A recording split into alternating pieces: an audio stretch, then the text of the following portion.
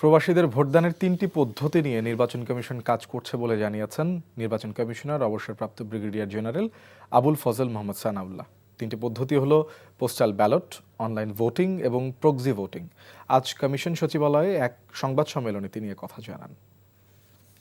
আমাদের পরবর্তী পদক্ষেপ হচ্ছে, যেটা আগেও আপনাদেরকে জানিয়েছিলাম, কালকে যারা আমাদের সুপারভাইজারি কমিটি টিম ছিলেন প্লাস কালকে যারা প্রেজেন্টেশন দিয়েছেন, এদের মধ্যে থেকে দু একজন বিশেষজ্ঞকে আমরা সম্পৃক্ত করে একটি অ্যাডভাইজারি টিম গঠন করব। আজকেই সেটা গঠন করা হবে এবং তারা আমাদেরকে বিনীতভাবে তারা সহায়তা দিবেন বলে জানিয়েছেন।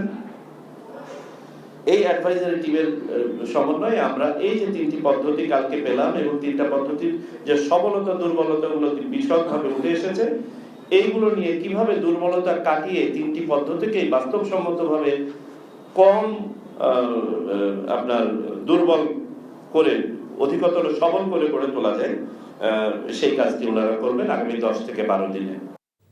বান্ডেল থাকলে প্রতি সেনমানিতে টাকা বাঁচবে। বিকাশ সেনমানি বান্ডেল কিনে জিতুন প্রতি লেনদেনে।